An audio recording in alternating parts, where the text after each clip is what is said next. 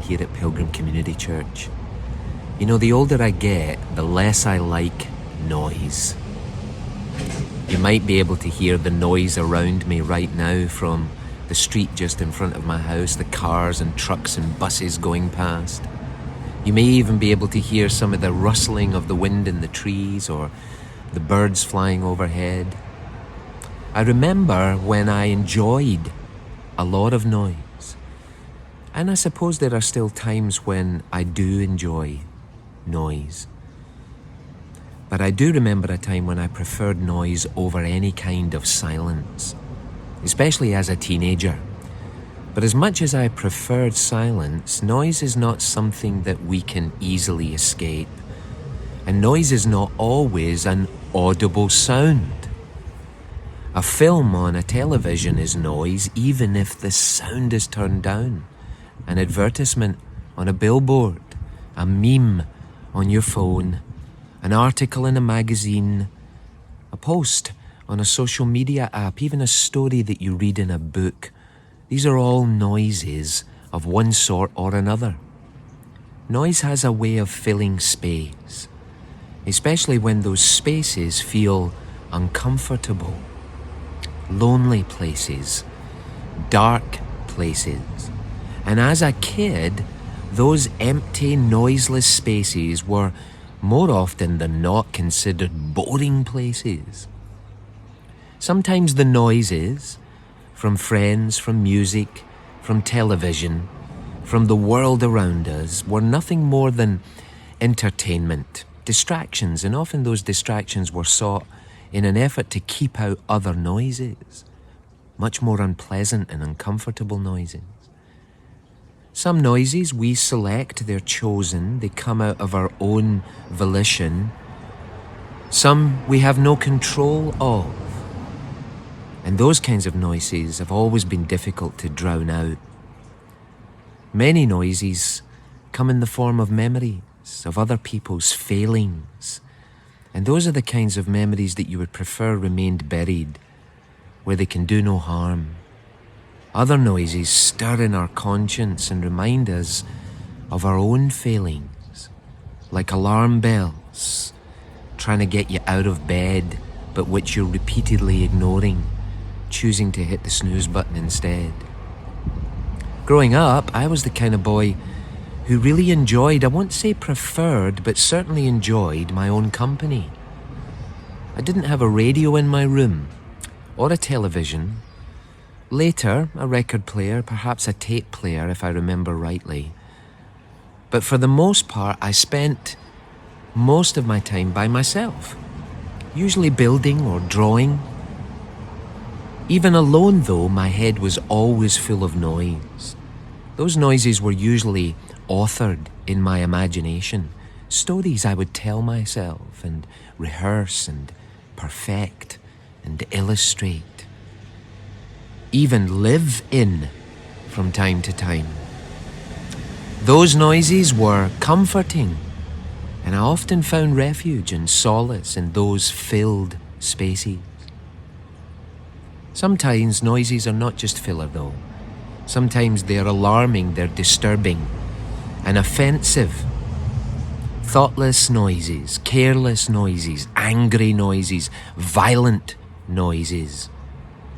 Indeed, some of those kinds of noises, though all-consuming and difficult to escape, they are themselves empty because they're bereft of love.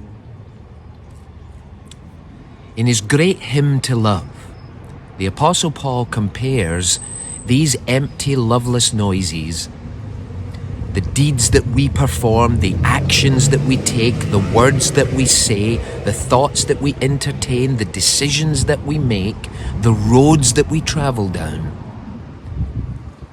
Those are all sometimes compared to empty, loveless noises, or at least they can be. When noises are loveless, they are meaningless. They don't resonate in the same way that other sounds do. In contrast, actions and words and thoughts that are motivated by love, filled with love, They sound melodious and harmonious. These melodies are fragrant and they fill the air, not just as filler, but they fill it with meaning and with purpose. They sing, they extol, they exalt, they resonate, they echo through time.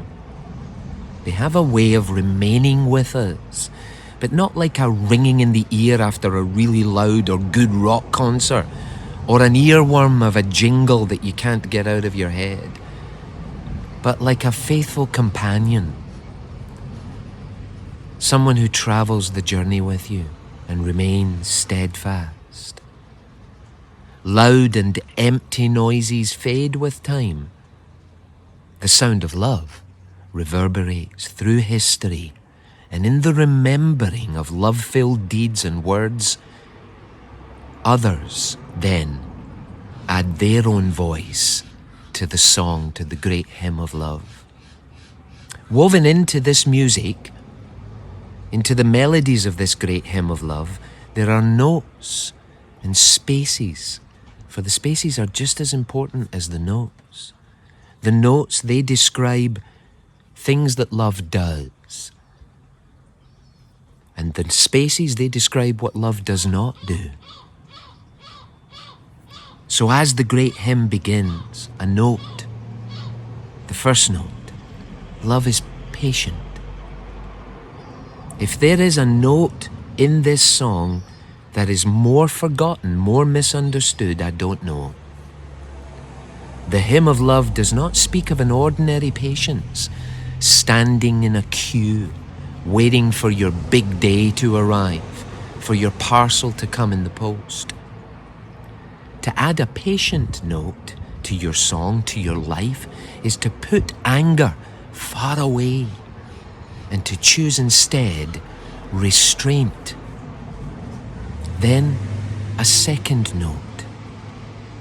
Love is patiently enduring. It's a companion note to the first. Together they harmonize. But it is not an easy note to find or to sing. And it is only with practice that we learn the true value of this note. For this note endures suffering, remains steadfast. This is not the patience of the weak, the untested. This is the patience of the powerful, those who've developed their strength in trial. A third note, and that makes a chord. The chord is struck. Love is kind. Love actively works to extinguish flames of anger. By soothing and comforting, says Chrysostom, do they cure the sore and heal the wound of passion. And as that beautiful three-note chord echoes in our hearts, we come across the first pause in the music, a space in the music's notation that alerts us to what love is not.